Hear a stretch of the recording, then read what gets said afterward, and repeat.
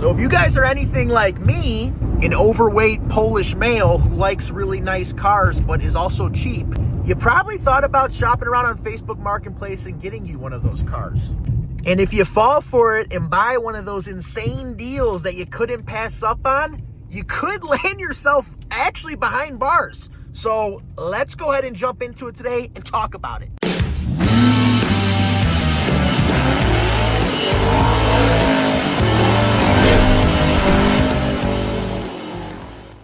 Now, before we get into the video, I know you guys are going to be hitting me in the comments with the, you're making a video about why you should not buy an SRT off Facebook Marketplace, but look at you. You bought an SRT off Facebook Marketplace. Yeah, I'm going to get into that, all right? I'm going to explain everything. So just sit back, relax. I'm going to get to all the points. And at the very end, I'm going to explain why I bought this car, why I thought it was a good idea, and why I went through with the purchase. So just hear me out for a second, all right? All right, relax, relax. Now, obviously, anytime you're purchasing something off Facebook Marketplace, especially cars, motor vehicles, motorcycles, whatever you're looking at, you always got to do your due diligence and do as much research as possible. So run the VIN, pull the Carfax, do as much physically as you can on your end to ensure that everything is checking out as it should.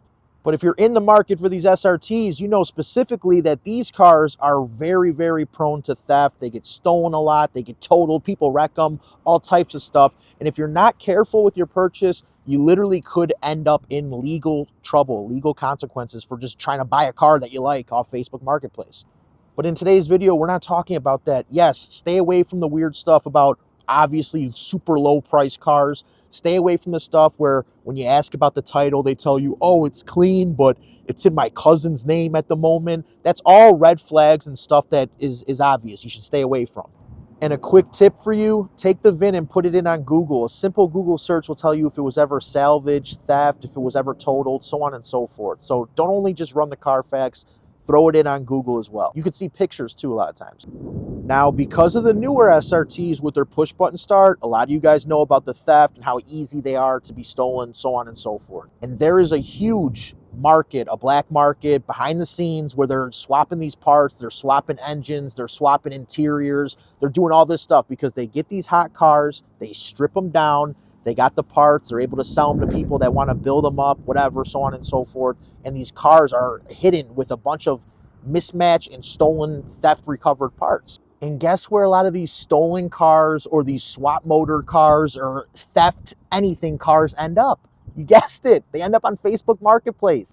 It's a lot easier for them to take those parts or take those cars that kind of got some red flags with them and just private party sell them to someone who doesn't know or who is not aware or who thinks that they're getting a great deal on a sound car.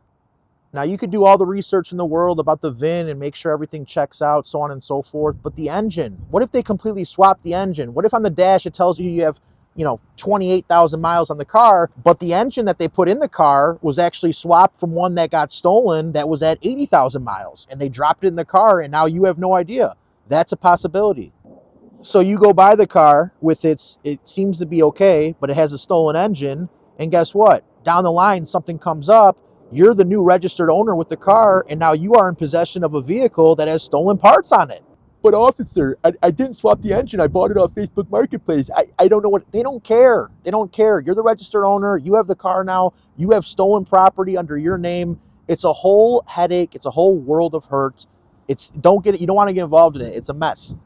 So what could you do? Well, first of all, do as much research as possible as you physically can. Run that VIN, run the Carfax, do everything. Find out about the owner, talk to him, see where he got it from, go through the list if there's multiple owners, see everything you possibly can about the car. If you could find one that's like a certified pre-owned somehow at like a dealership, a Dodge dealership, a newer Scat Pack or something like that, you're probably better off purchasing from the dealership just because it's been thoroughly inspected, and there might still be stuff that they even miss. But at least if you bought it from the dealership, you can kind of say, well, hey, I bought this from Dodge, Ram, Jeep over here. Let's talk to them. Let's bring it up. Let's try to find a paper trail of where this vehicle came from or what has happened to it in the past.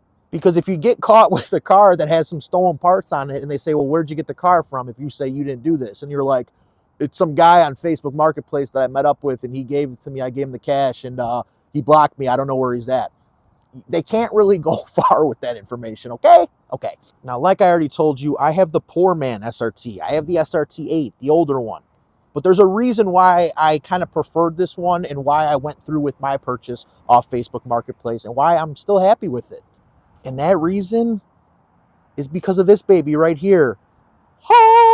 Now, don't get me wrong. At the end of the day, if someone wants something bad enough, they're going to take it. They're going to steal it. They're going to find a way. They'll tow it. They will do anything they can to have it. I understand that 100%.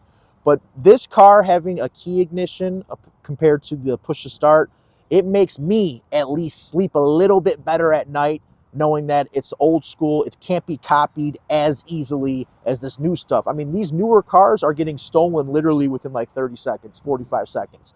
They copy the key fob, they go ahead, boom, they make themselves literally a key of your car, and they drive away with it. They hop in, push the start, and they're gone. Stolen, just like that. And don't get me wrong, I still did my research on this car. I still made sure everything checked out the best I could. But like I said, I have a lot less of a chance of getting myself into something messy purchasing one of these SRT8s with that key ignition as opposed to one of the newer things.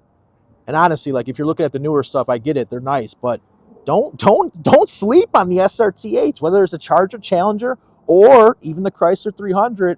Guys, these things are still, even later, I mean, I've talked about it in videos in the past, so you guys already know, but these things are still like a really good buy in 2025. So don't count them out. At least take a look, maybe even test drive one, see what you think.